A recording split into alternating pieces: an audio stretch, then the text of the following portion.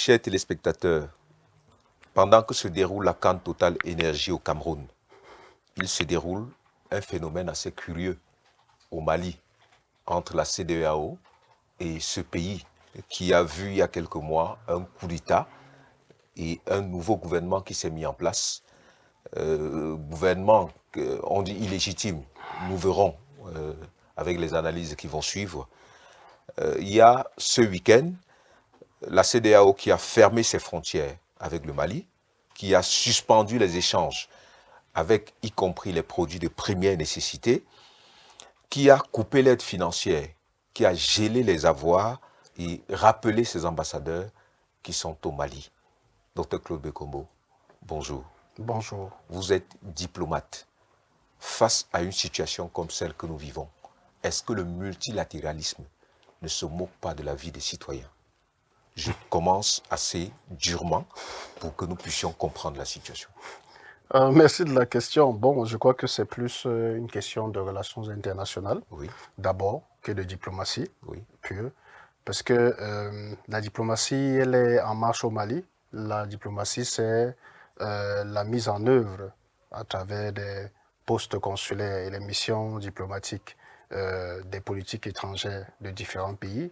Mais au niveau où nous sommes situés avec la CEDEAO et le Mali, nous sommes effectivement dans un aspect de cette diplomatie-là qui est l'aspect multilatéral, qui est dans un aspect très compliqué et qui est donc plus l'expression des relations internationales que de la diplomatie pure au sens traditionnel.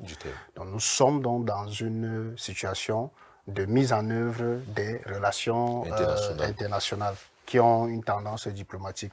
En fait, la situation au Mali, elle est simple, contrairement à l'image que cette situation donne, elle est simple. Il y a ce qu'on appelle un changement anticonstitutionnel. C'est-à-dire que c'est connu, c'est-à-dire qu'il y a eu un président, il y a un président de la République qui était en train d'exercer un mandat. Il n'a pas pu aller au terme de son mandat parce qu'il a été interrompu par une force militaire. Je ne veux pas qualifier les termes ou alors tout ce qui s'est passé parce que est-ce que c'était un coup d'État ou ce n'était pas un coup d'État? Je laisse les spécialistes des différentes situations débattre. Mais ce qu'il faut constater, c'est qu'il y a eu un mandat d'un président de la République qui n'est pas allé au terme, qui a été interrompu par une action militaire. Donc nous sommes indiscutablement, peu importe les différentes tendances, dans un changement anticonstitutionnel. Mais pour des raisons, que apparemment la société civile malienne salue. C'est la raison pour laquelle je me garde. Vous voyez bien que je me garde, je suis assez prudent. Je me garde bien de qualifier les faits de manière, je me garde bien de qualifier les faits de manière péremptoire. C'est pour la raison pour laquelle je dis qu'il y a eu un changement anticonstitutionnel. Je préfère me réfugier derrière ce qui fera l'unanimité que d'aller dans les projections techniques. Parce qu'effectivement, comme vous l'avez souligné, la société civile s'est réjouie. Nous allons même peut-être dire que nous avons constaté que le peuple malien, visiblement, nous ne sommes pas le porte-parole du peuple ici, mais visiblement, il y a un capital sympathie. Il y aurait un capital sympathie engendré par la dite action. Il n'en demeure pas moins que la dite action, au niveau des relations internationales, au niveau du droit international, ne peut pas être contesté comme un changement anticonstitutionnel et on doit s'arrêter là. À partir de ce moment-là, ce principe permet donc de comprendre ce qui se passe aujourd'hui. C'est sur cette base que la CEDEAO a réagi. La CEDEAO réagit en demandant de retourner rapidement à l'ordre constitutionnel. Voilà, c'est-à-dire que toute l'action de la CEDEAO vise à retourner à l'ordre constitutionnel. Alors, il y a eu la désignation d'un médiateur en la personne de Goodluck Jonathan, le docteur Goodluck Jonathan, l'ancien président du Nigeria, pour être médiateur entre le Mali et la CEDEAO. Il a mené, avec le président de la commission de la CEDEAO, des activités de médiation avec les autorités de la transition qui se sont installées au pouvoir au Mali. Et il a fait des propositions. Il y a eu un préaccord, si on peut appeler ce préaccord ainsi, demandant aux autorités de la transition d'organiser les élections en février 2022, oui. Le plus rapidement possible, selon la charte de la transition qui a été mise en place. La première charte. Tout à fait. Donc, d'organiser les élections en février. Or, les autorités de la transition au Mali ont organisé le 13 décembre 2021 les assises nationales pour la refondation. Et ces assises nationales pour la refondation qui incluaient la classe politique malienne, la société civile et toutes les parties prenantes. C'est la raison pour laquelle nous avons vu les présidents des partis d'opposition et la société civile participer à ces différentes discussions-là. Et lors de ces assises-là, il y a donc eu un chronogramme de transition qui a été mis en place, donc autonome, en marge des discussions que les autorités de la transition avaient avec le médiateur CEDEAO du Mali, le président Goodluck Jonathan. Il y a donc cet aspect de discussion interne dans le cadre de ces assises nationales de la refondation du 13 décembre 2001. Le chronogramme a donc été adopté avec pour point d'ordre de ce chronogramme que des élections présidentielles sont organisées en 2026, donnant donc une période de 5 ans à les autorités de transition pour stabiliser le pays. Stabiliser, gérer les questions sécuritaires avec les incursions djihadistes et organiser, avoir le temps pour sceller la paix déjà. C'est-à-dire que sceller la paix déjà parce qu'effectivement, la société malienne est divisée selon cette autorité de transition. C'est donc un chronogramme qui visiblement est accepté par tous, sauf... Les Maliens. Oui, c'est visiblement. Oui. J'utilise des mots assez précis, qui visiblement est accepté par les autorités de transition et les forces vives du Mali. Ce chronogramme a été soumis au sommet des chefs d'État, à l'autorité des chefs d'État de la CEDEAO pour validation. La CEDEAO a estimé que ce chronogramme est inacceptable et qu'effectivement, il fallait rester dans le cadre du préaccord obtenu par le négociateur Goodluck Jonathan, le négociateur CEDEAO Mali, Goodluck Jonathan.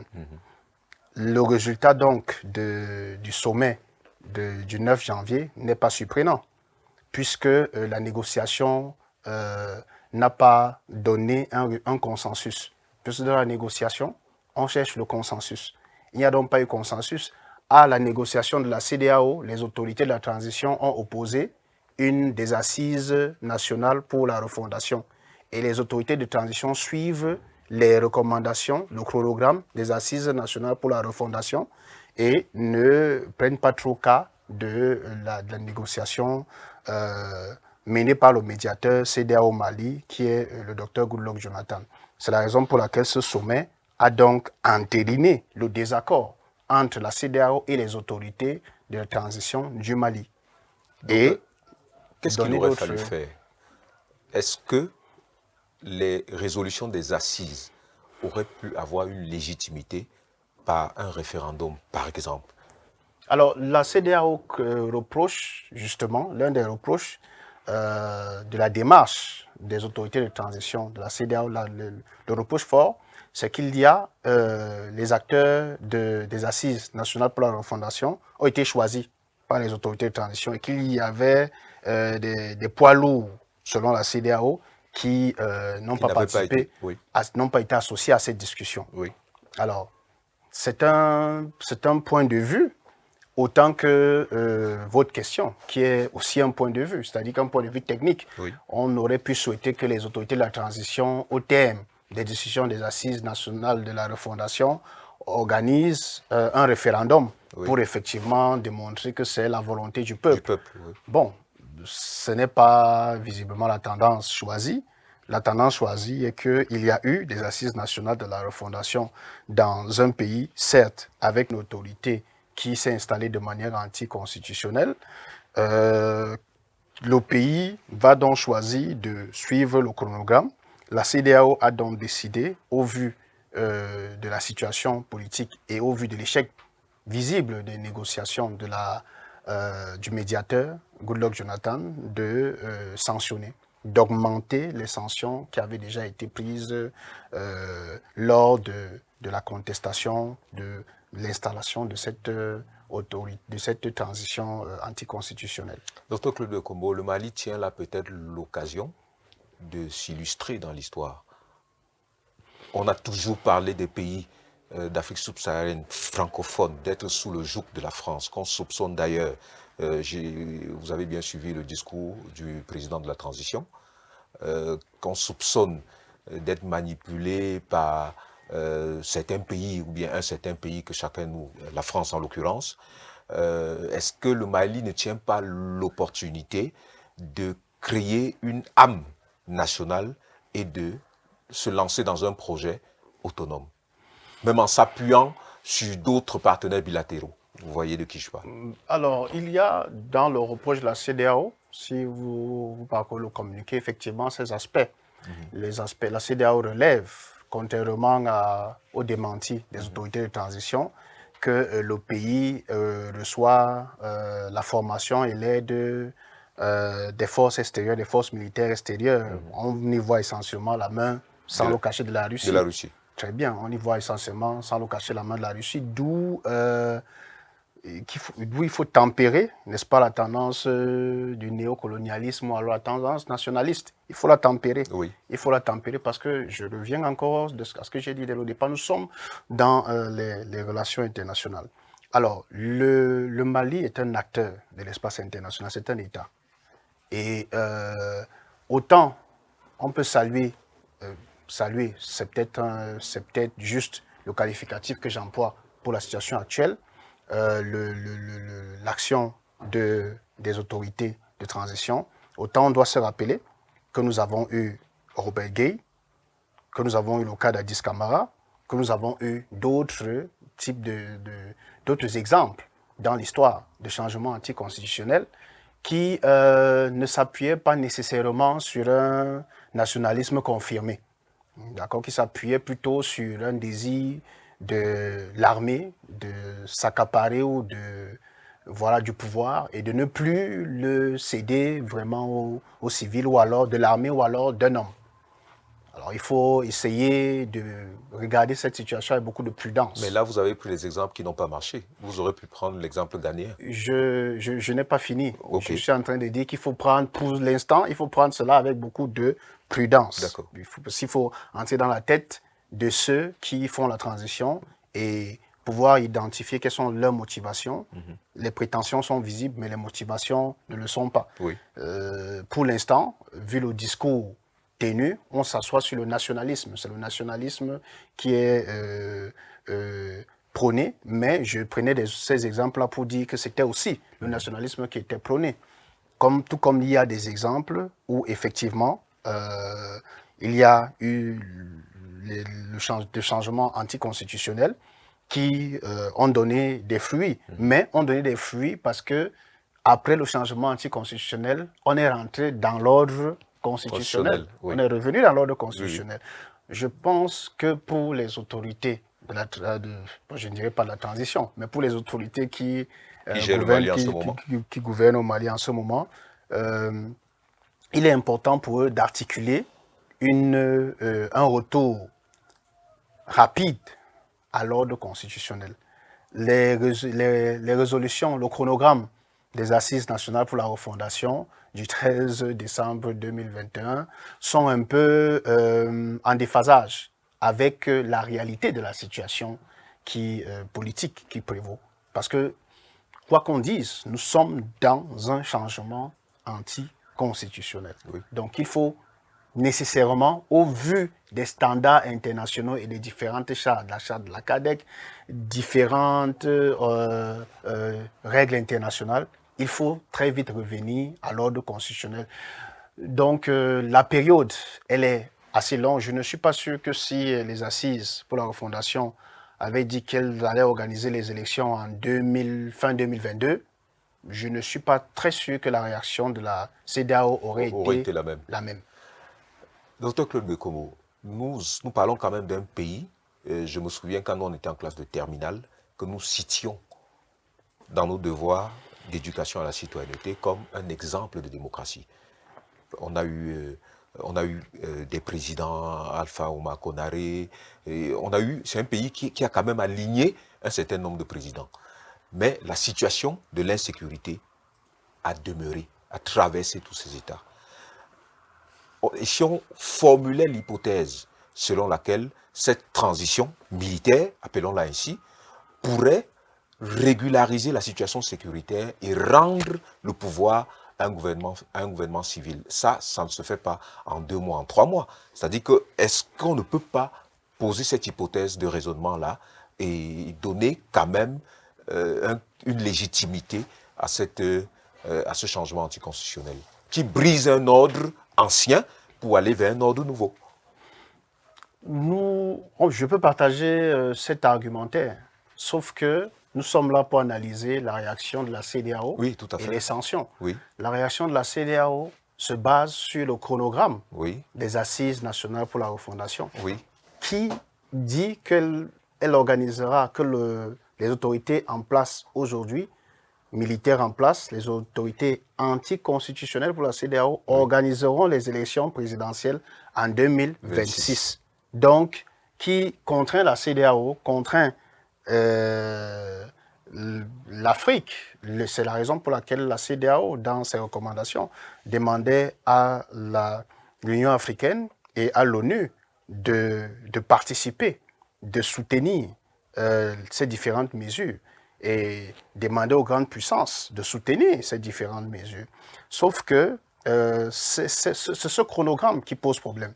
Ce que vous dites est logique, mais est-ce qu'on a donc, vous avez vous-même dans votre question dit qu'on a besoin d'un peu de temps. Mais 5 ans, c'est quand même une période d'un mandat présidentiel dans différents pays. C'est tout à fait normal que la CEDEAO estime que la période de préparation est trop longue. Alors, on se serait attendu, je me serais plutôt attendu que la CEDEAO négocie ce chronogramme en même temps que la CEDEAO a déjà, puisqu'elle a déjà un médiateur, puisqu'elle a déjà un médiateur pour le Mali, je pense que les négociations continueront. La CEDEAO gagnerait à continuer à négocier avec les autorités pour que le chronogramme retrouve l'accord.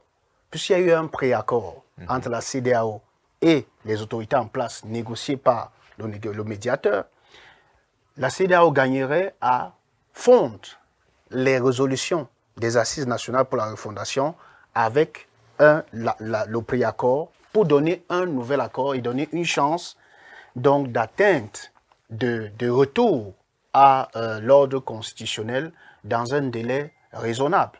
Tout est négociable en relations internationales. Tout est négociable. Donc,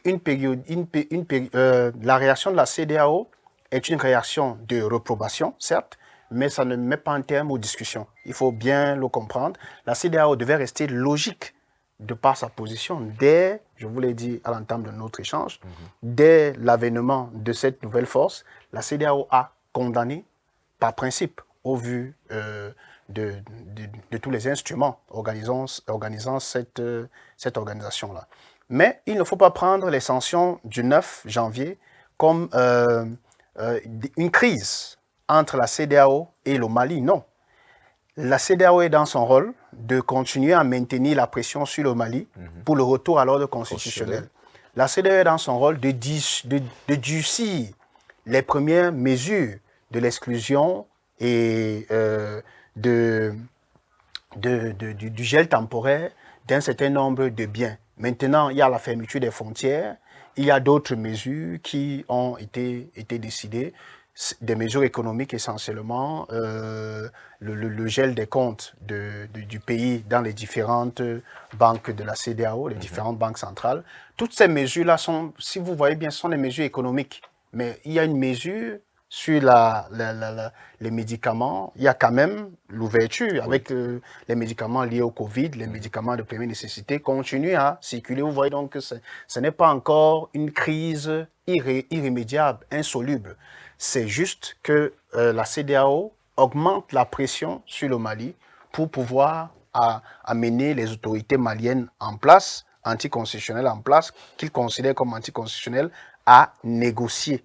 Et je pense que dans les prochains jours, nécessairement, le travail, le rapport rendu par le médiateur Goodluck Jonathan ainsi que le mémorandum du président de la commission de la CEDEAO sur la situation au Mali vont amener la CEDEAO à continuer les négociations avec les autorités en place pour ramener cette période d'organisation des élections du retour à l'ordre constitutionnel dans un délai assez raisonnable.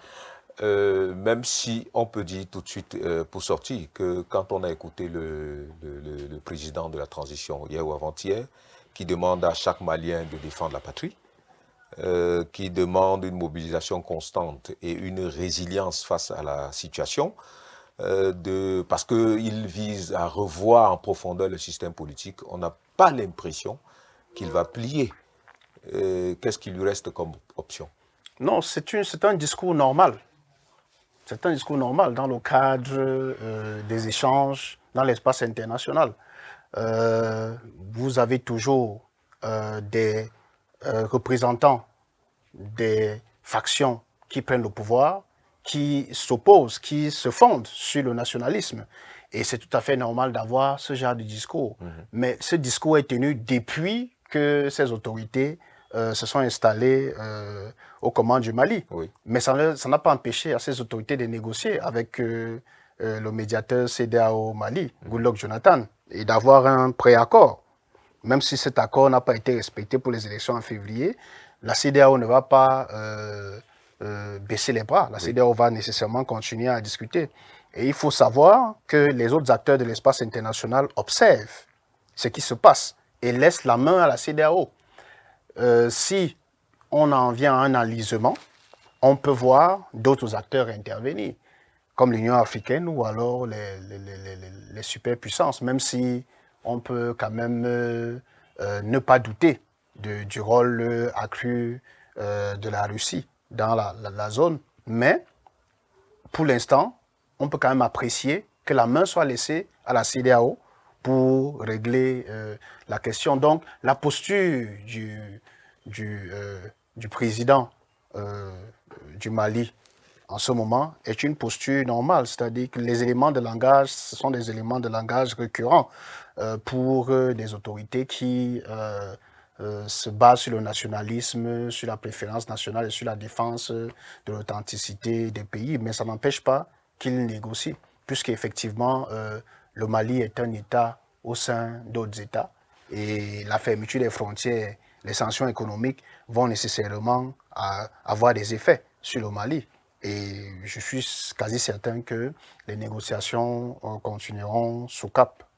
À la fin de l'année, on a annoncé une réunion qui devait avoir lieu entre le président français et le président de la transition au Mali. Le Premier ministre, je pense. Oui, le Premier ministre d'abord. Voilà. Et après, tout de suite, la réunion a été annulée. À cause des déclarations du Premier ministre à l'ONU. Oui, la réunion a été annulée. Maintenant, est-ce que vous ne parlez pas beaucoup de la France? Vous l'évitez sciemment? Parce que on le dit, et les Africains pensent que l'hypothèse selon laquelle les mesures de la CEDEAO seraient françaises n'est pas à exclure. Qu'est-ce que vous en pensez? Je pense que c'est une insulte, j'assume le mot, c'est une insulte au bon fonctionnement des organisations d'intégration régionale. Je pense que les organisations d'intégration régionale africaines peuvent, il faut faire confiance. Oui. Si on est africain, si on crie au haro, au néocolonialisme, il faut faire confiance aux organisations. Il y a eu un préaccord qui a été refusé et je viens de vous dire que les négociations sont ouvertes. Je pense que les négociations se passent entre Goodluck Jonathan, qui a été décidé, c'est pas en français, c'est bien l'ancien président du Nigeria, qui a été décidé, qui a été décidé au sein de la CEDEAO et qui a rencontré les autorités. Les superpuissances, je vous l'ai dit, de manière insidieuse. Pour l'instant, la main est laissée à la CEDEAO. Il est indéniable que la situation du Mali intéresse au-delà de la CEDEAO. C'est assez clair, Oui. pour des raisons sécuritaires. Elle intéresse le Cameroun, elle intéresse le Tchad, elle intéresse beaucoup de pays.